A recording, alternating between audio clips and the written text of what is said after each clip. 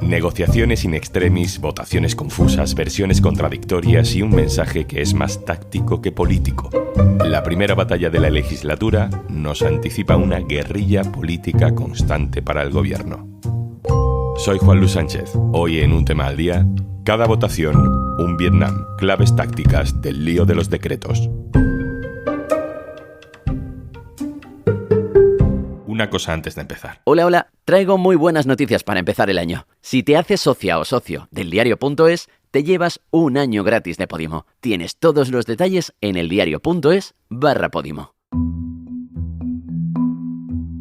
Ha sido el primer test al gobierno, la primera imagen potente de la legislatura. Y si esto es lo que nos espera, vienen muchas curvas al borde del acantilado. Votos sí 172, votos no 171, abstenciones 7. En consecuencia, queda convalidado el Real Decreto Ley. Son las votaciones de este miércoles en el Congreso. Bueno, en realidad eran en el Senado porque el Congreso está de obras, pero eso es lo de menos. Se tenían que validar o rechazar 3 decretos que el gobierno había ya aprobado en diciembre. Son decretos, no leyes, que se tramitan poco a poco, así que los decretos ya estaban en vigor, pero aún así necesitan ser validados. El gobierno de coalición quizá daba por hecho que sus socios de investidura empezarían esta legislatura dando luz verde a esas iniciativas. Pero no lo hicieron todos. Junts y Podemos han puesto problemas. S'ha hagut d'arribar a una situació límit com en la que ens trobem avui perquè Junts se ha tirado bastantes días diciendo que no, que nadie contara con su apoyo, que hay que negociar los decretos desde el principio, que votarían que no. Las negociaciones duraron hasta el último minuto y al final Junts pactó abstenerse y con esa abstención facilitar la aprobación de los decretos. Llegó el momento de la votación y lo que hicieron no fue abstenerse, sino no votar, que en la práctica es lo mismo, pero simbólicamente implica cierto gesto de desprecio. Ese desprecio, paradójicamente, salvaba el primer gran asalto de Pedro Sánchez. Pero quedaba Podemos, y Podemos votó sí al decreto que contiene medidas de justicia o para funcionarios, votó sí al decreto anticrisis de ayudas, pero Podemos votó no al tercer decreto, el que aumentaba el subsidio de desempleo. Justo el decreto liderado por Yolanda Díaz desde el Ministerio de Trabajo. Lamentablemente el Gobierno no se ha comprometido a retirar ese recorte en las pensiones de las personas que cobran el subsidio a los 52 años y por tanto no podremos votar a favor de ese decreto que era nuestra voluntad. En eldiario.es tienes mucha información sobre lo que implica cada uno de estos decretos, incluida ese aumento que Podemos dice que es un recorte del subsidio de desempleo. Te contamos además que ese decreto puede ser renegociado y en algún momento podría volver a entrar en vigor. Pero hoy nos fijamos sobre todo en la táctica y en la estrategia, en cómo este lío puede ser un adelanto de una legislatura muy tortuosa. Neus Tomás, directora adjunta del diario.es. Hola. Hola, ¿qué tal? ¿Cómo defines, para el que no lo estuviera viendo en directo, la negociación y sobre todo esa sesión parlamentaria de la votación de estos decretos? Pues lo definiría como un Vietnam. ¿Te acuerdas ese libro de cada mesa en la redacción un Vietnam? Pues un poco eso. Creo que fue un día más que intenso. ¿Y por qué digo que es un Vietnam? Bueno, porque al final lo que se estaba votando eran unos decretos, no era un acuerdo de legislatura, no era un acuerdo de investidura y por lo tanto si por una votación, o 3 en este caso, ha conseguido los réditos que ha conseguido, pues imagínate si en cada votación fuese así. Fue un día que creo que no puede repetirse muchas veces más porque eso significaría que es una legislatura que no funciona. Al final el resultado es que 2 de esos 3 decretos se salvan, pero hasta el último momento parecía que todo iba a descarrilar. Hasta que Junts cambia de opinión, rectifica sin ni siquiera comunicarlo previamente y acaba no votando, o sea, absteniéndose. ¿Cómo es esa negociación in extremis entre el gobierno y Junts? Bueno, es una negociación propia de cómo negocia Carles Puigdemont. Negocia con la máxima discreción, con bastante secretismo y apurando hasta el último momento, jugando con los golpes de efecto y ciertamente, y eso es así como vimos también en la negociación de la mesa o en la de la investidura, una vez llega al acuerdo, lo cumple. Si recuperásemos la hemeroteca más reciente, pues Junts ya avisó que no le gustaban los decretos, no solo porque fuesen decretos, sino el contenido de alguno de ellos, y lo que dijo siempre es que votarían en contra. ¿Qué pasó? que el PSOE, por vía de Santos Cerdán, se puso a negociar, un poco tarde creo yo, y el día 5 de enero, día antes de Reyes, Santos Cerdán se desplazó a Barcelona para intentar convencer a Junts para que cambiasen de opinión. No lo consiguió. Siguieron hablando, intercambiándose información, documentos, y este martes fue Jordi Turull quien se fue a Madrid. Y allí, junto a Míriam Nogueras, habló, entre otros, de nuevo con Santos Cerdán. ¿Qué acabó pasando? Bueno, acabó pasando que Junts intentó sacar el máximo rédito posible y desmintiéndose a sí mismo, porque por la mañana lo que estaba diciendo es que el PSOE tenía que retirar los decretos y plantearlos de nuevo, ¿no? Neus, teníamos la duda de si el compromiso de Junts con el gobierno de coalición era solo de investidura o de legislatura. El PSOE siempre dijo que era de legislatura, pero lo que ha pasado con esta votación deja un mensaje muy claro en ese sentido. Claro, esa es una diferencia, por ejemplo, respecto a Esquerra, que sabes que es la competición directa que tienen Esquerra y Junts, y más que la va a haber, porque a medida que se acerquen las elecciones autonómicas, pues eso va a ir en aumento. Y es una diferencia, decía, entre Junts y Esquerra, pero también entre Junts y Bildu o Junts y el PNV, respecto a cualquier otro de los socios de Sánchez. Pero Junts no quiere aparecer como un bloque, como un socio. Junts nunca dijo que fuese un acuerdo de investidura, de legislatura, cosa que sí que dijo el PSOE. Y en todo caso, además, lo que quiso demostrar es que su apoyo tiene un precio muy alto. Yo soy de las que creo que el gobierno no planteó bien la votación, es decir, un decreto tan amplio, se ha llamado Macedonia, en fin, mezclar cuestiones de justicia con escudo social, era un trágala y que le facilitó a Junts la estrategia, ¿no? Pero hay otra cosa, Junts sabe que necesita a Sánchez, al menos hasta que la amnistía no solo esté aprobada, sino esté vigente, que no dependerá de ellos, sino, como sabemos, de los tribunales, ¿no? Así que fue un poco el chiste del dentista. Los dos saben hasta dónde pueden apretar.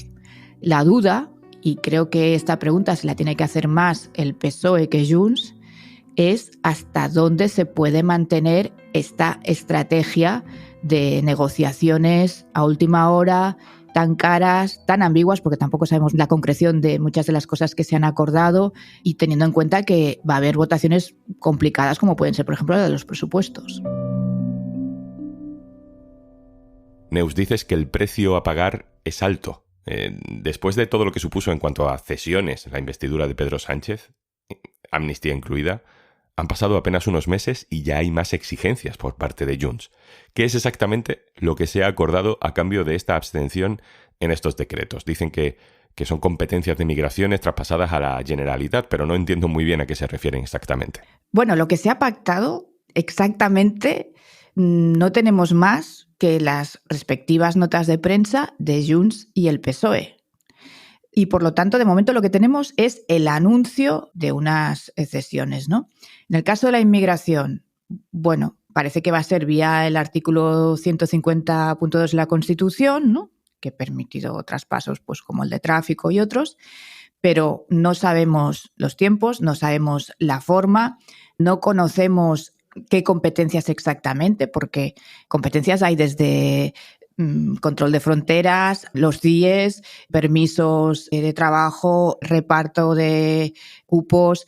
Por ejemplo, hay algo muy interesante y es hay alcaldes y también algunos dirigentes de Junts que dicen que querrían las competencias para facilitar la expulsión de los delincuentes multireincidentes y lo vinculan a migración, un discurso realmente peligroso y que además no depende de los políticos, sino depende de los jueces, ¿no? Por lo tanto, no sabemos exactamente qué han pactado ahí. Lo que sí sabemos es que a Junts le interesa mucho hablar de inmigración. Les interesa hablar, pero no precisamente en la línea de un discurso de izquierdas. Y yo te citaba el ejemplo de los alcaldes vinculando delincuencia e inmigración, porque aquí, como sabes, existe el ejemplo que tiene características propias, pero el ejemplo de Ripoll, que está gobernado por un partido de extrema derecha, con un catecismo independentista, pero de extrema derecha, y que le ha robado votos a Junts, porque en el resultado de las elecciones municipales eran vasos comunicantes, ¿no? Es un discurso delicado. Yo no sé cómo se va a concretar, ni en competencias, ni en argumentos, pero sí creo que tenemos que estar atentos ahí. Podemos ha sido también protagonista de esta votación a la hora de tensionar los acuerdos y, de hecho, al votar en contra del decreto sobre el subsidio de desempleo. Dice Podemos que el gobierno no ha querido negociar con ellos. Y, de hecho, hemos escuchado en las últimas horas a gente diciendo, bueno, es que el gobierno puede negociar cualquier cosa, hasta una amnistía con Junts, pero no es capaz de arrastrar a un acuerdo sobre la reforma del paro a Podemos. Yo creo que hay una diferencia. Y es que los votantes de Sumar y de Podemos, porque en las elecciones votaron en la misma candidatura, votaban muchas cosas, pero sobre todo también votaban que hubiese un gobierno progresista. Eso no lo votaron los electores de Junts. Los votantes de Junts pues apoyaron una estrategia probablemente de mayor confrontación que la que está habiendo, porque recuerda que Carles Puigdemont dijo que no investirían a Pedro Sánchez, ¿no? Por lo tanto, yo creo que no es comparable porque, como bien recordó Bildu en el debate de este miércoles, creo que los votantes de Sumar, por supuesto, pero también los de Podemos, no quieren ni plantearse una alternativa que no sea la de un gobierno de izquierdas, cosa que en el caso de Junts no tiene por qué ser así, porque recuerda que hay gente en Junts que dice que es lo mismo el PSOE que el PP y que lo importante es conseguir lo que Junts considera que es imprescindible o necesario para sus intereses en Cataluña. Igual que Junts sabe que no puede tensar ilimitadamente la cuerda, supongo que Podemos también lo sabe. También es verdad que Podemos, durante su etapa dentro del gobierno y antes, ha votado muchas veces a favor de medidas que no compartían al 100%, ¿no? Como siempre, todo esto, pues al final es una cuestión de táctica, de estrategia, y uno vota en función de lo que cree que es más válido para su futuro, ¿no? PP, Junts y Podemos tienen la vista puesta en las elecciones europeas. PP porque lo plantea como una segunda vuelta de las generales. Junts porque es más que probable que Puigdemont sea su candidato y que pueda reforzarse de cara a una Esquerra en horas bajas. Y Podemos porque tiene la oportunidad de demostrar que sigue estando vivo y más con una candidata como Montero. Y eso explica también algunas de las estrategias. Citabas antes, Neus, ese libro de Enric González, Cada mesa, un Vietnam, que habla de cómo el oficio del periodismo da la batalla en cada pequeña decisión que toma, ¿no? Y haciendo ese paralelismo con la política, pues que al final todas las decisiones son especialmente convulsas. ¿Tú crees que cuando se aplique la amnistía habrá algún incentivo para que todo esto se relaje un poco? ¿O Junts necesita dar la imagen permanente ante sus propios votantes de que no ha claudicado y de que da la guerra y de que no forma parte de ningún bloque español de izquierdas?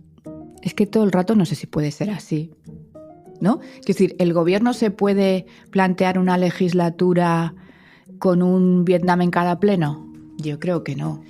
¿Que va a haber más nervios a medida que se avance en el calendario? Sí, porque en principio, si no se adelantan, las elecciones catalanas son a principios del año que viene, con lo cual la competición en la que están Junts y Esquerra encarecerá y complicará la vida al gobierno. Por lo tanto, yo creo que el gobierno sabe que mientras la amnistía no esté vigente, y estamos hablando como mínimo de meses, puede contar con Junts, aunque sea complicándole la vida. Después, pues no lo sé, pero es que creo que no lo sabe nadie. Neus Tomás, compañera, muchas gracias. A vosotros.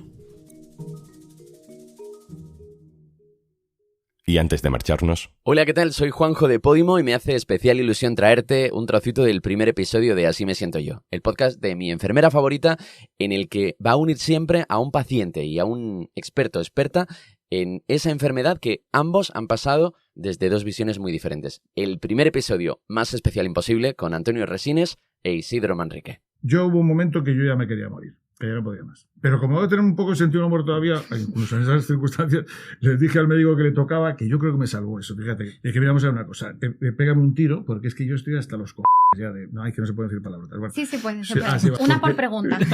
Yo ya no puedo más, de verdad, pegarme un tiro. Una demencia, o sea, que estaba demente. Directamente. Pero, y el tío me dijo una cosa, pero ¿cómo te vas a morir tú con lo que nos has hecho reír durante tanto tiempo? Ya sabes que ahora si te haces socio o socia del diario.es, te regalamos un año de Podimo. Tienes toda la información en eldiario.es/Podimo. Esto es Un Tema al Día, el podcast del diario.es. Si te gusta lo que hacemos, necesitamos tu apoyo. Hazte socio, hazte socia del diario.es en el diario.es/socio. El podcast lo producen Carmen Ibáñez, Marcos García Santonja e Izaskun Pérez. El montaje es de Pedro Nogales. Yo soy Juan Luis Sánchez. El lunes, otro tema.